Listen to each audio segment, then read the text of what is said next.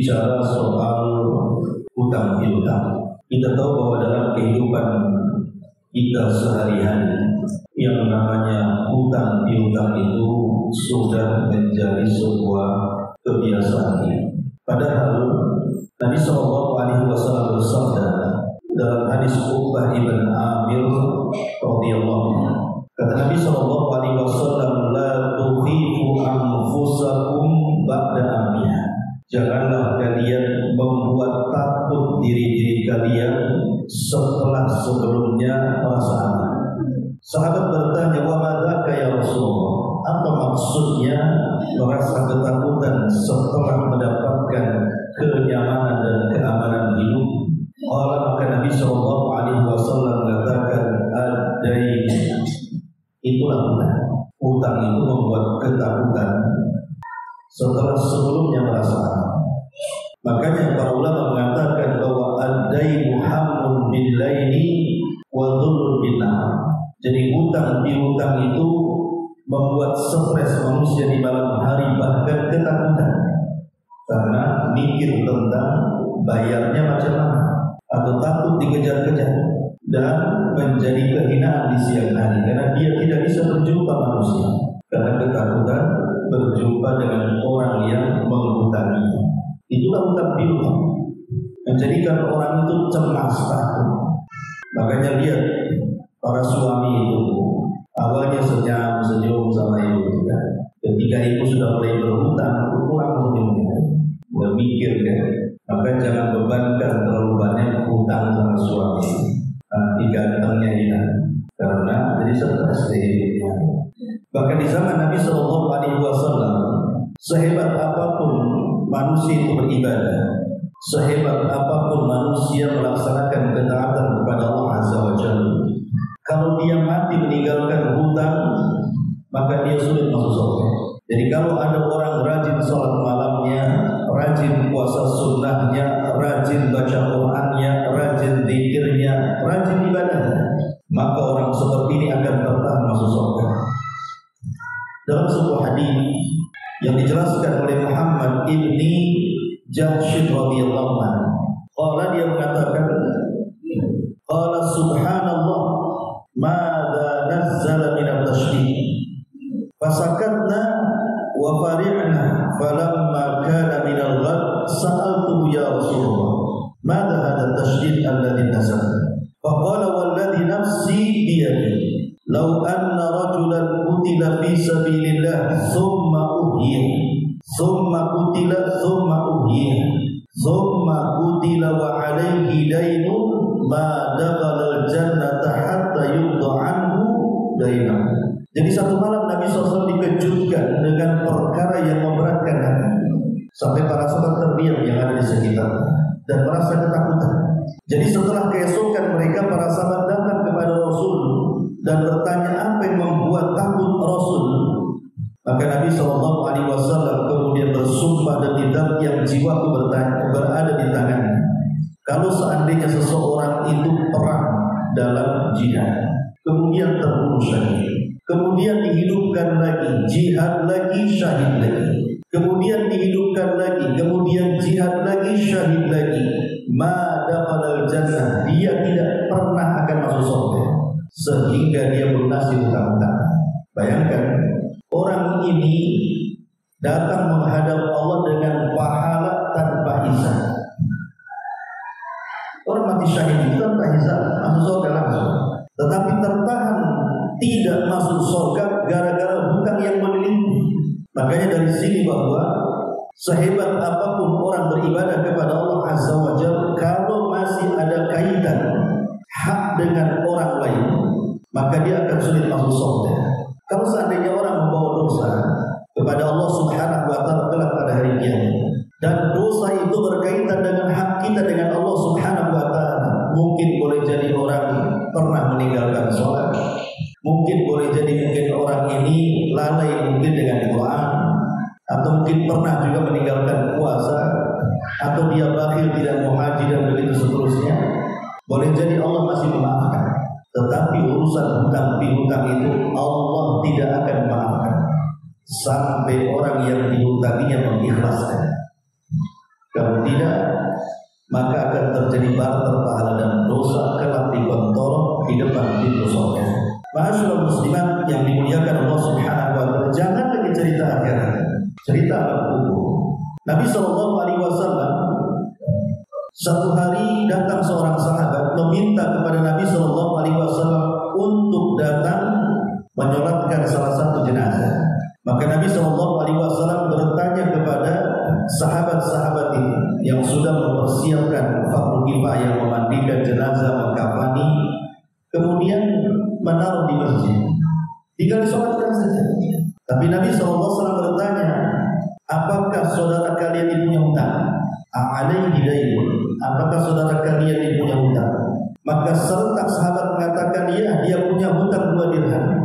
Maka Nabi SAW mengatakan, sallu ala sahibikum. Kalau begitu kalianlah yang menyolatinya, aku tidak. Tentu para sahabat heran, kenapa Rasul tidak mau menyolati? Rupanya mereka baru sadar bahwa Rasul tidak mau menyolati karena orang yang meninggal itu memiliki hutang. Maka datanglah seorang sahabat namanya Abi Qatadah, Qatadah ibn Di'amah, Abu Qatadah al-Ansari tidak salah, seorang sahabat, dan mengatakan, ya Rasulullah, huwa alayya, biar hutang itu melunasi, asal kau mau menyolatkan saudara kita ini. Faqala Nabi sallallahu alaihi wasallam, bil wafa ya Abu Qatadah, betul, aku akan melunasinya. Kata Abi Qatadah, demi Allah wahai Rasul, aku akan melunasinya. Akhirnya Nabi sallallahu alaihi wasallam menyolati orang yang punya hutang yang dijamin oleh Abu Qatadah. Keesokan harinya Rasul berjumpa dengan Abi Qatadah dan menanyakan, macam mana dengan 2 dirham itu Abi Qatadah? Sudah berbayar? Kata Abi Qatadah, ya Rasulullah, kan baru kemarin nantinya. Tapi ya Rasul, dia keesokan harinya lagi berjumpa dengan Abi Qatadah, bertanya lagi, ya Abu Qatadah, bagaimana dengan 2 dirham itu? Maka Abi Qatadah mengatakan, sudah membayar wahai Rasul. Apa kata Rasul? Al-an barudat kubur, sekarang kuburnya sudah menjadi dingin. Kalimat ini menunjukkan bahwa sebelumnya kuburan itu panas, tapi setelah dibayarkan hutang-hutangnya menjadi dingin. Makanya ibu, kalau seandainya ada di antara keluarga kita yang meninggal dunia yang berkaitan dengan hak-hak harta, maka yang pertama kali adalah teliti dulu apakah si mayat ini punya hutang dengan Allah atau tidak. Maksudnya punya hutang dengan Allah, mungkin dia pernah berwasiat, mungkin pernah berwasiat dalam hidupnya dia akan menginfakkan mungkin sepertiga hartanya, atau pernah bernadar. Kalau seandainya ada wasiat dan nadar, keluarkan dulu uangnya untuk itu. Umpamanya dia bernadar semasa hidupnya ingin haji, tapi tak jadi haji karena belum meninggal, maka sisihkan uang dia sebanyak uang berapalah jumlah dana haji itu, kemudian badalkan kepada orang yang sudah pernah haji atau dari keluarganya yang pernah haji. Bayar dulu hutang. Kalau sudah terbayar, karena bagaimanapun fadainullah ahaqqu an yuqda, kata Rasul, hutang kepada Allah itu lebih berat untuk dilunasi. Kalau seandainya sudah selesai, maka lihat apakah dia punya hutang kepada manusia atau tidak. Pernah pinjam uang, pernah mengambil hak orang. Kalau memang ada, pangkas bagi dari harta waris itu, bayar hutang-hutangnya kepada manusia. Kemudian yang ketiga, sisihkan untuk fardu kifayah. Mungkin untuk membayar kuburannya, membeli kain kafannya dan begitu seterusnya. Baru setelah itu harta dibagi. Jadi jangan sampai kemudian harta itu terbagi sementara hutang belum dilunasi.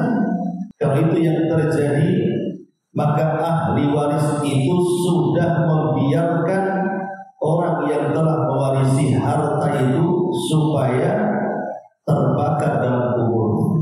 Kadang-kadang ada ahli waris itu yang jahat, dia mau mewarisi hutang warisannya, tapi tidak mewarisi hutang. Kecuali kalau seandainya yang mewarisi itu meninggal tanpa harta waris, tapi dia punya hutang, maka ini tidak ada kewajiban anak untuk membayar, karena membayar hutang itu dari hartanya sendiri. Adapun kemudian dibebankan kepada anak-anak yang bukan harta waris, itu bukan kewajiban anak membayar hutang orang tuanya, kecuali mimba bitabar, kecuali anak ingin berbuat baik sama orang tuanya, tapi bukan kewajiban, hanya bentuk birrul walidain saja.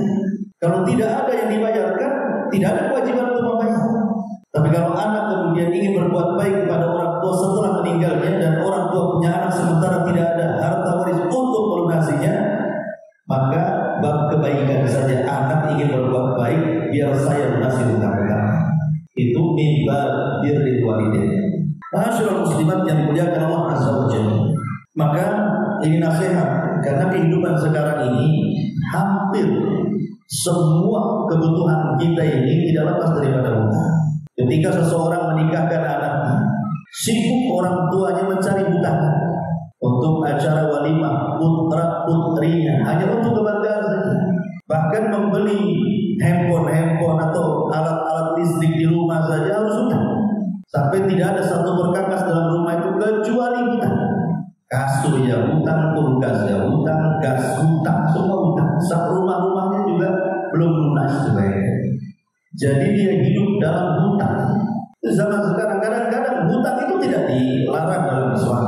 Tetapi kalau kemudian berlebih-lebihan sampai kepada tingkat israf, membeli sesuatu yang tidak penting tapi dibeli dengan uang hutang, itu jadi berdosa jadinya, dan akan membebani hidupnya, dan tidak akan pernah bahagia orang yang punya hutang. Tidak akan pernah bahagia. Orang yang punya hutang itu stres bikin hutangnya. Berapa banyak orang yang bunuh diri gara-gara hutang. Apalagi hutang itu dalam perkara-perkara haram. Seperti negeri kita ini krisis judi online dan judi-judi yang lain. Akhirnya kemudian kalah, banyak hutang, stres, mati. Ya, matinya bukan husnul khotimah, husnul khotimah. Masyaallah muslimat yang dimuliakan Allah Subhanahu wa taala. Nabi sallallahu alaihi wasallam mengatakan, "Man akhadha amwalan nas yuridu ada'aha addallahu anhu, wa man akhadha amwalan nas yuridu idlafaha adlafahu Allah azza wa jalla." Siapa yang mengambil harta manusia, entah dengan cara mengambilnya, mencurinya, gosok, ataupun mungkin dengan cara hutang, tapi ada niat baik untuk mengembalikannya, maka Allah akan bantu mengembalikannya. Tapi sebaliknya orang-orang yang mengambil harta orang lain tidak ada maksud untuk mengembalikannya, adlafahullah, maka Allah Subhanahu wa taala akan membinasakannya di dunia. Kata Syekh Shalih Fauzan, Allah akan berikan berbagai macam penyakit. Karena orang punya hutang itu kan banyak pikiran. Dari pikiran itu lahir banyak penyakit nanti. Dan di akhirat ketika berjumpa dengan Allah Subhanahu wa taala, maka dia dianggap sebagai pencuri karena mengambil hak orang. Dia mencuri berarti. Baik, di sini muallif rahimahullah taala atau hafizahullah taala membuat satu bab tentang pahala membantu manusia dalam melunasi hutang. Kita bacakan dulu beberapa riwayat di sini. Nabi sallallahu alaihi wasallam bersabda, "Man sarrahu an yunjiyahu Allah min qurabi yaumal qiyamah wa an yudhillahu tahta arsy falyanzur mu'sirah." Barang siapa yang senang untuk diselamatkan oleh Allah dari kegundahan-kegundahan pada hari kiamat dan diberikan naungan di bawah arsy-Nya, maka hendaklah dia memberi masa tenggang untuk orang miskin yang berhutang. Dalam riwayat, "Man sarrahu an yunjiyahu Allah min qurabi yaumil qiyamah falyunaffis am mu'sirin aw yadha'an." Barang siapa yang mau untuk diselamatkan oleh Allah dari kegundahan-kegundahan atau kesulitan pada hari kiamat, maka hendaklah dia memberi masa tenggang untuk orang miskin, maksudnya berhutang, atau membebaskan hutang. Masyaallah muslimat yang dimuliakan Allah Subhanahu wa taala. Bahkan dalam sebuah hadis Rasul mengatakan, "Man nafasa am mu'sir." Barang siapa yang membebaskan dari orang yang terlilit hutang. Kalimat mu'sir ini nakirah, artinya umum. Baik yang terlilit hutang ini orang yang beriman ataupun orang kafir. Baik yang terlilit hutang ini hutang dalam jumlah sedikit atau banyak. Baik yang terlilit hutang ini anak-anak, orang remaja, dewasa, laki-laki ataupun perempuan. Kalau ada seseorang ingin membantu orang melunasi hutang, maka Allah akan mudahkan kehidupan dia fid dunya wal akhirah, kata Rasul. Seperti apa? Contoh memudahkan orang yang sedang terlilit hutang. Ulama mengatakan dengan 3 cara. 1 hukumnya wajib dan 2 hukumnya sunnah. Pertama, ildarul muqsir, memberikan tangguhan. Bapaknya ibu ngasih sudahlah kalau begini kapan-kapan kau bisa bayar. Itu memberikan tangguhan artinya. Telah memberikan tangguhan hukumnya wajib. Karena Allah yang mengatakan di dalam Al-Quran, fanabiratun ila maisaratin, maka hendaklah orang yang menghutangi melihat kepada orang yang dihutangi kapan dia sanggup untuk membayar. Artinya memberikan tangguhan, ya sudah, kau bulan ini tak bisa bayar, saya kasih waktu 3 bulan lagi. Syukur-syukur tanpa batas, ya sudahlah, kapan-kapan kau ada duit bayar. Kalimat ini sebenarnya intinya dia tak mau bayar gitu sebenarnya. Makanya dengan bahasa kapan-kapan kalau tak ada duit mau bayar kan, tak ada duit bayar. Kesenangan tuh orang yang utang tuh kalau ngomong ini. Kan kalimatnya kapan-kapan kan. Akhirnya sudah memang sudah tahu bayar, ya tak mau bayar sekali kan. Kalau ditagih, udah ada duit kan kapan-kapan kan. Itu bahasanya. Kemudian yang kedua, dengan cara memangkas hutang itu. Hutangnya 10 juta, sudah lagi ini saya lihat kok berat membayar 10 juta. Kemarin kan 5 juta, dan saya sedekahkan 5 juta. Ini artinya dia dapat 2 pahala kan. Pahala sudah berbuat baik kepada orang menghutangi, yang kedua pahala sedekah. Kemudian yang paling baik lagi dari 2 perkara di awal adalah dengan cara membebaskan. Sudahlah, tidak usah dibayar, saya ikhlas saja, mudah-mudahan Allah ganti. Tapi jangan ngacak-ngacak. Kok tak bayar di dunia gak apa-apa, di akhirat Tuhan kubur. Nah itu namanya ngancam, juga ikhlas. Kalau memang ikhlas mau disedekahkan, ya sedekahkan, saya sudah gak usah bayar. Mudah-mudahan ini jadi jariah bagi saya. Habis pula baterai. Ada baterai?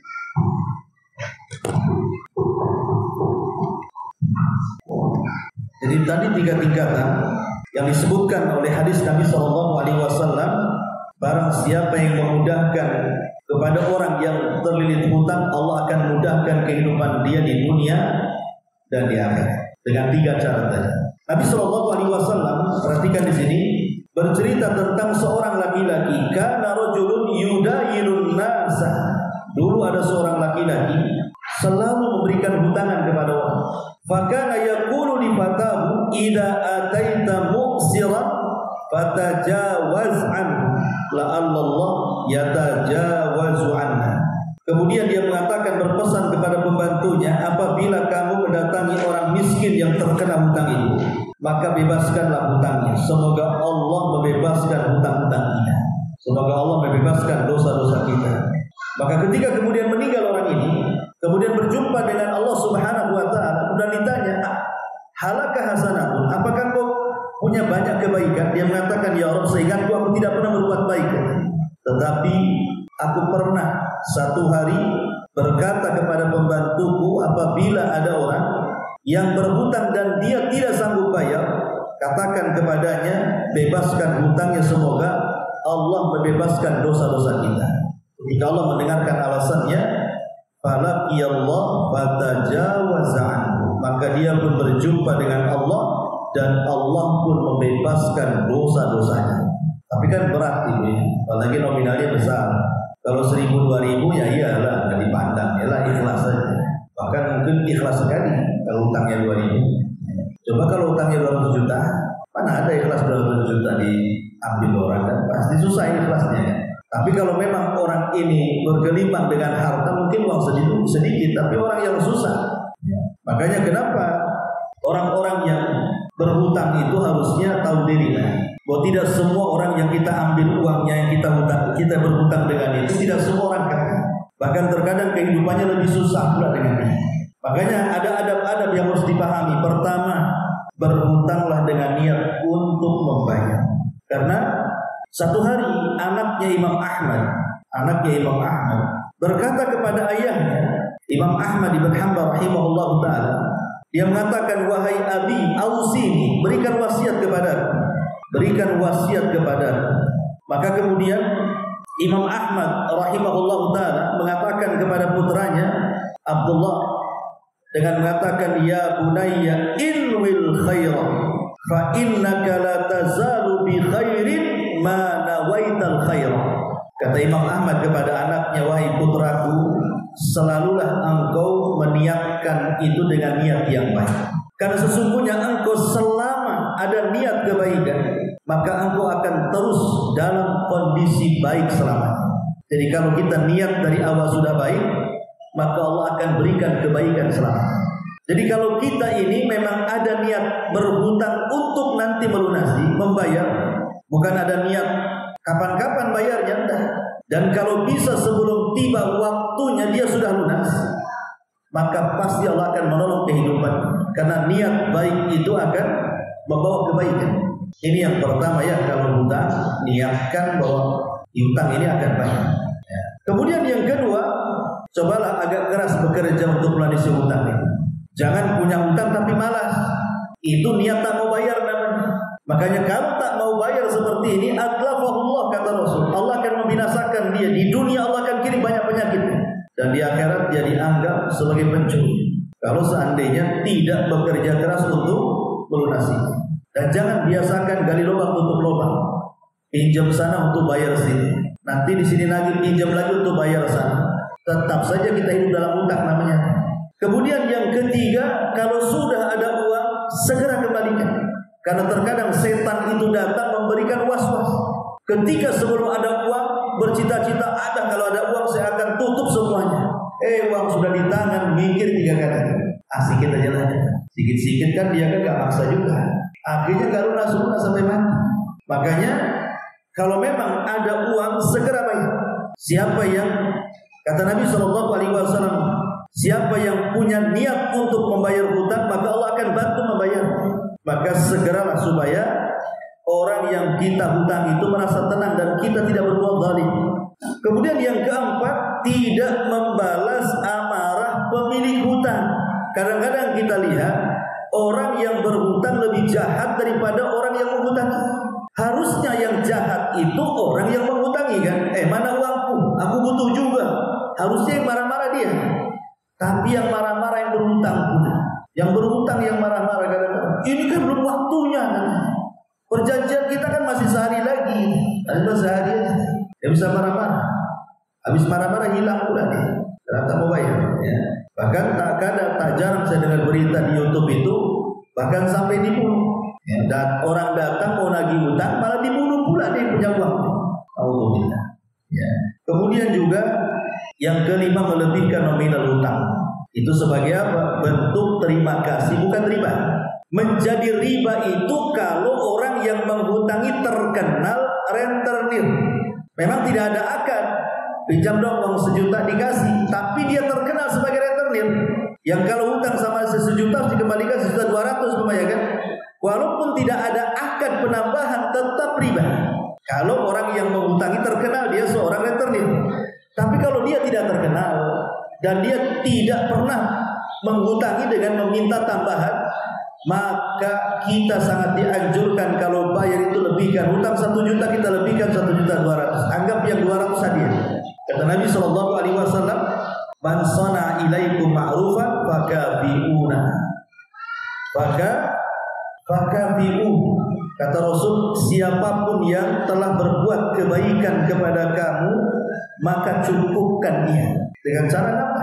Dan kalau seandainya kita sudah melunasi hutangnya, jangan begitu saja ditinggal. Ucapkan jazakumullah khairan.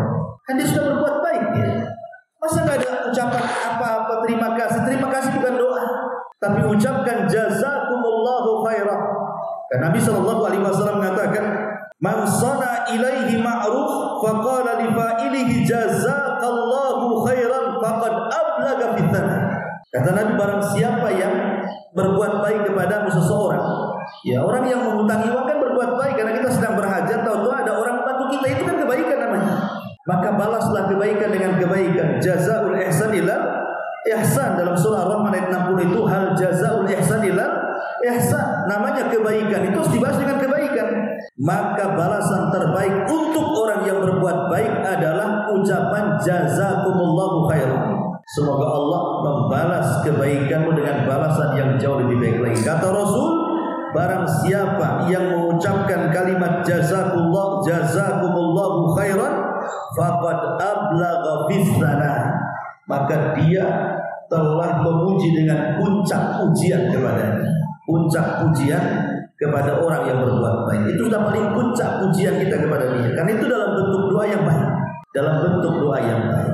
Tetapi kalau orang belum mampu melunasi, maka banyak-banyaklah berdoa kepada Allah Subhanahu wa taala. Di zaman Nabi sallallahu alaihi wasallam ada seorang budak mukatab. Budak mukatab itu budak yang ingin memerdekakan dirinya sendiri. Dia ngomong sama tuannya, "Tuan, saya ingin merdeka dari kamu, tapi izinkan aku bekerja di luar. Nanti setelah aku dapat uang dan aku akan cicil setiap bulan uangnya sekian ribu gitu ya. Sampai lunas baru dia merdeka." Maka datanglah seorang budak mukatab ini ketika betul-betul dia mencari pekerjaan, rupanya lelah, tidak sanggup untuk membayar kemerdekaan. Dan ingat, dalam Islam itu jangan digambarkan perbudakan sama dengan perbudakan di Eropa sana yang disiksa, yang diromusa dan begitu sudah. Enggak. Terkadang banyak budak-budak yang dirawat tuanya dalam Islam itu dia tidak mau merdeka. Karena kalau merdeka akhirnya dia harus cari makan sendiri, beli pakaian sendiri, cari tempat tinggal sendiri. Terkadang susah hidupnya. Tapi ketika sama tuannya, dia bisa hidup sama tuannya kan, makan di situ, minum di situ, pakaian di situ. Banyak budak-budak itu yang dimerdekakan, tuannya menangis di zaman itu. Contoh namanya Qatadah ibn Di'amah. Itu dulunya seorang budak. Kemudian dimerdekakan, tuannya nangis, dia tak mau. Kenapa? Dia udah mikir tuh cari kerja. Akhirnya dia dinasihati ibunya, karena dia kan cacat Qatadah. Dia pincang, kemudian tangannya juga stroke, tidak bisa apa-apa. Kemudian juga dia buta, ya kan? Dan dia banyak cacat dalam fisik. Dia hanya mengandalkan pendengarannya saja. Akhirnya kemudian ibunya mengatakan, sama-sama budak, sebaiknya kau tinggal di Masjid Al-Haram. Jangan keluar dari sini. Dengarkan apa yang dikatakan para ulama di masjid ini. Akhirnya ketika semua ulama meninggal dunia, rupanya ilmunya sudah serap dia lewat mendengar. Karena dia menulis tak bisa, membaca tak ada mata, jadi dia mendengar aja. Tapi terkadang Allah lebihkan tuh kekurangan seseorang, terkadang itu kelebihannya. Jadi dengan mendengar, akhirnya semua fatwa para ulama itu masuk di kepalanya. Ketika semua ulama di Masjidil Haram meninggal dunia, dia pula rujukan fatwa ulama dunia.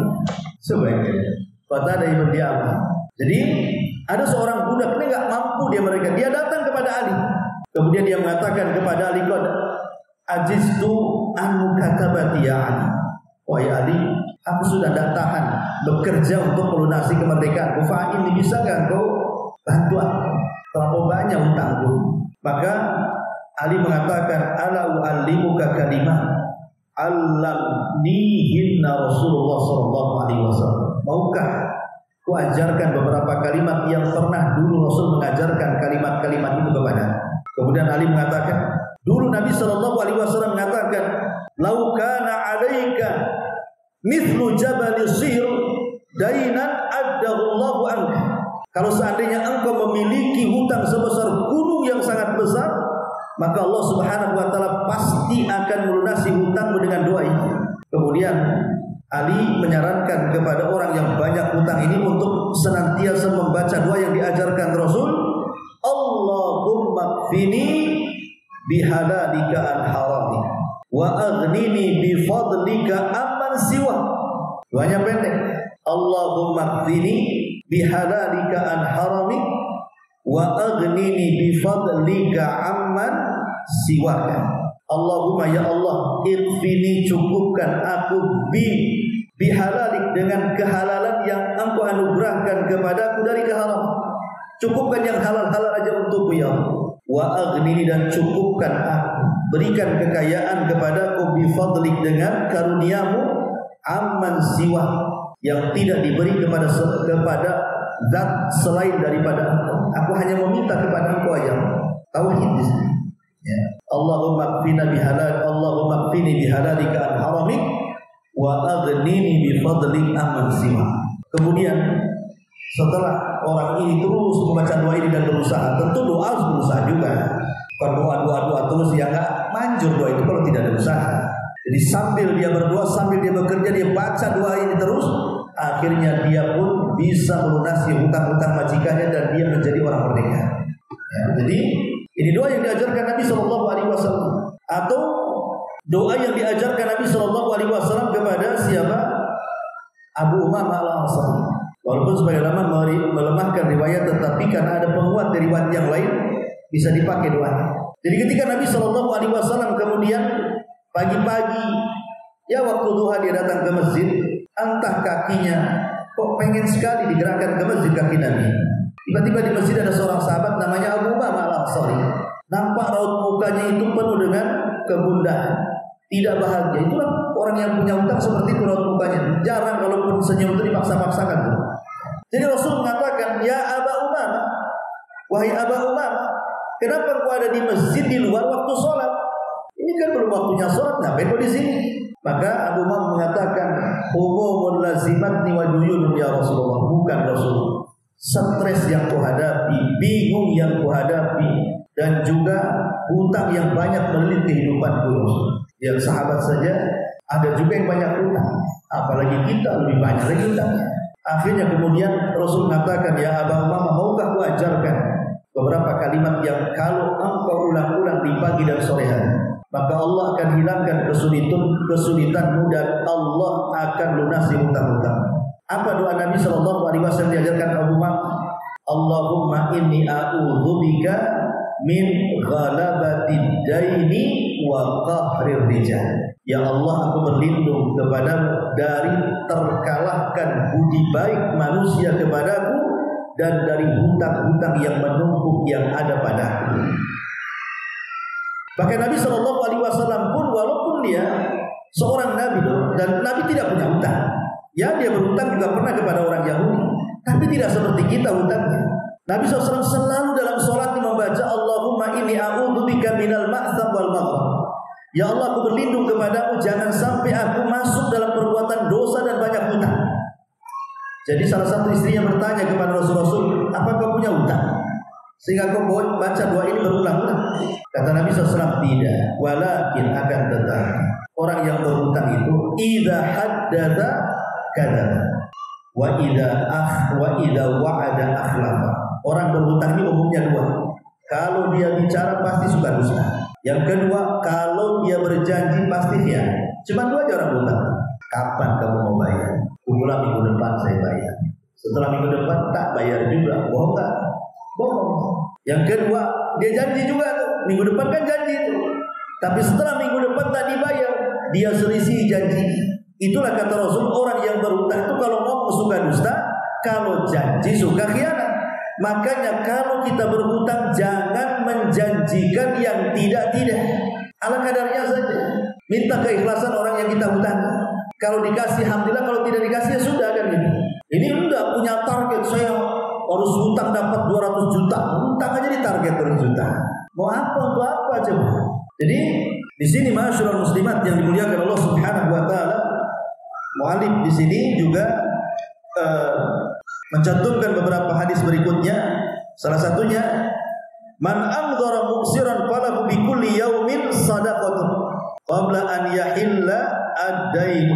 Fa idza halla ad-daina fa amdharahu ba'da dzalik falahu bi kulli yaumin mithlaihi sadaqah. Subhanallah. Lihat berarti. Jangan sedih orang yang uangnya kemudian diambil orang dan tak mau bayar. Perhatikan hadis ini. Barang siapa yang memberi masa tenggang kepada orang miskin, orang yang berhutang, maka dia mendapatkan pahala sedekah dari setiap harinya selama belum datang tempo pelunasan hutangnya.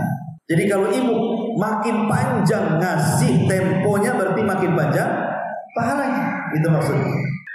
Pokoknya ada orang mengatakan, pinjamlah uang nanti minggu depan saya bayar. Berapa? 1 juta saja. Ibu kasih 1 juta udah gini saja lah. Gak usah 1 minggu, 1 tahun kau bayar. Ya. Jadi makin panjang itu durasinya, maka setiap hari ibu dapat pahala sedekah. Tapi kan diantara kita enggak, jangan 1 minggu lah, 2 jam aja untuk bayar. 2 jam.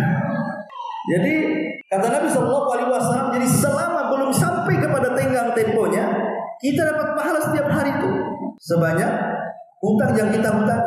Dan lebih daripada itu, kata Nabi SAW, apabila tempo pelunasan hutang datang, artinya sudah sampai waktu pelunasannya, lalu dia kembali memberikan masa tenggang untukmu, maka dia mendapatkan pahala sedekah 2 kali lipat dari setiap harinya. Itu namanya yang menangguhkan tadi. Ya sudahlah, kalau memang boleh minta bisa bayar, ya saya tangguhkan bulan depan atau 3 bulan lagi. Berarti selama 3 bulan lagi setiap harinya dilipatkan tuh pahalanya. Kan enak kayak gitu. Gak enak Ustaz, ada duit Ustaz. Yang maksudnya itu kalau memang ada kelebihan uang dan uang yang dihutangi orang itu tidak membebani hidup ibu, biarkan saja hutang itu mengendap di orang itu. Karena kalau orang yang berhutang, dia takut dengan Allah Subhanahu wa taala, pasti dia akan melunasi secepatnya kan. Walaupun dibilang 1 tahun, kalau ada uang baru 1 hari pasti dilunasi itu. Karena takut kalau kemudian dia meninggal sementara dia punya hutang, kan itu yang menghalangi dia ke surga. Kalau beriman dia akan segera melunasi. Kemudian juga Nabi SAW mengatakan, Inna awwalan nas yastadillu fi dhillillahi yawmal qiyamah la rajulun yanzura mu'siran hatta yajida syai'an aw yatasaddaqu alaihi bima yatlubuhu yaqulu ma li alika sadaqatun ibtigha'a wajhillah wa yahriqu sahibata. Sungguh orang-orang yang pertama diberikan naungan di dalam naungan-naungan Allah pada hari kiamat, yang tidak ada naungan kecuali Allah, adalah seorang laki-laki yang memberikan masa tenggang kepada orang yang berhutang sampai dia mendapatkan sesuatu untuk melunasi hutang, atau menyedekahkan hutang tersebut kepadanya, di mana dia berkata, harta yang kamu hutangi adalah sedekah untukmu, lalu dia merobek lembarannya karena mengharap wajah Allah. Sudahlah, ini perjanjian kwitansi saya robek saja, anggap saya lunas.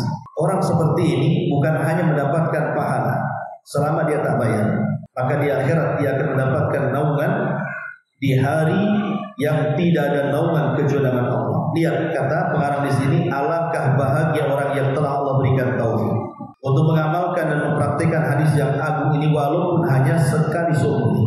Lakukan walaupun sehari seumur ini. Sobek udahlah, lunas saja.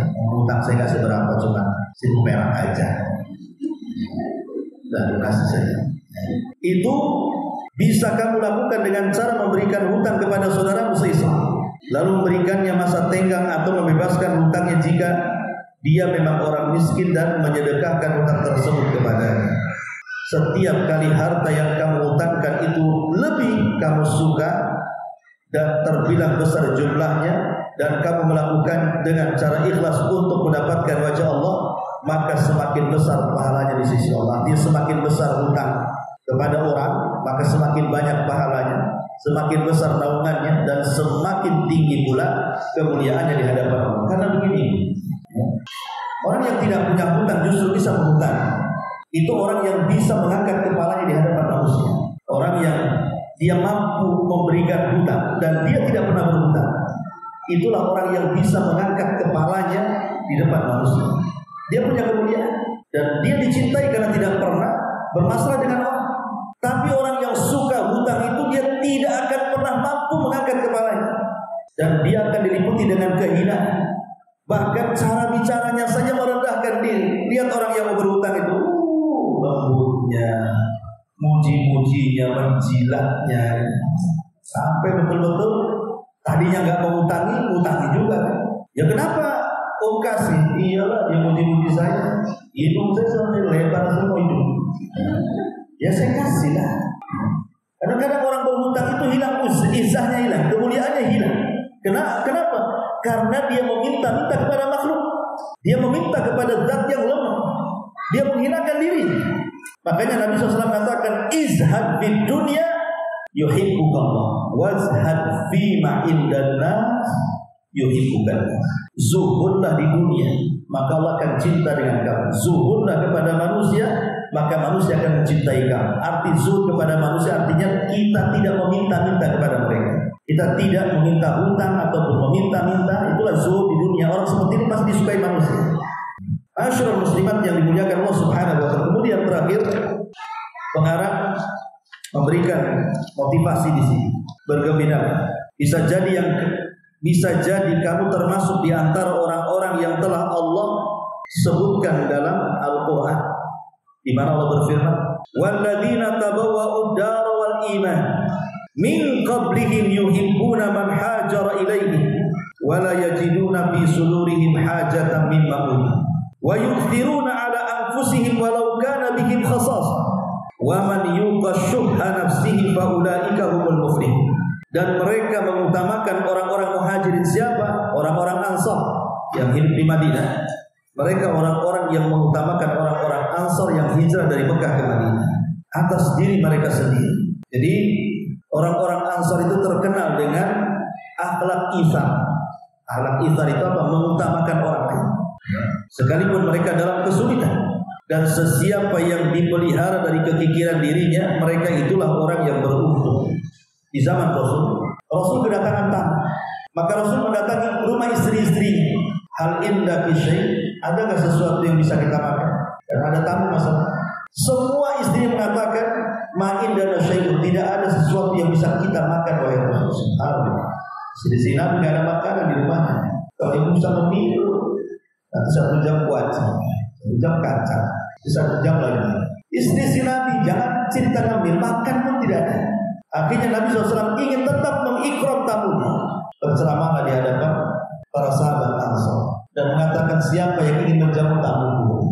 Tiba-tiba ada seorang Ansar, ada yang mengatakan Jabir bin Abdullah, mengatakan saya wahai Rasul, tanpa berpikir di rumahnya ada makanan atau tidak. Karena dia sudah berjanji akan memuliakan tamu Rasul, pulang dia. Dia ngomong sama istrinya, ada nggak makan yang bisa makan? Aku sudah berjanji menghormati tamu dan kata istrinya, wahai suamiku, ini makanan tinggal 1 piring.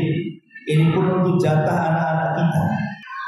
Kenapa kau langsung mengatakan mengiyakan saja, enggak biar di rumahmu? Tapi Jabir mengatakan ya sudah, karena kita sudah berjanji. Buatlah nanti malam anak-anakmu main-main sampai capek, sampai lupa makan. Kan begitu orang dulu kalau melatih anak-anak puasa, buat dia main-main. Ya, orang dulu tuh kalau melatih anak-anaknya berpuasa yang belum balik itu dibuat main-main sampai capek, akhirnya tidur.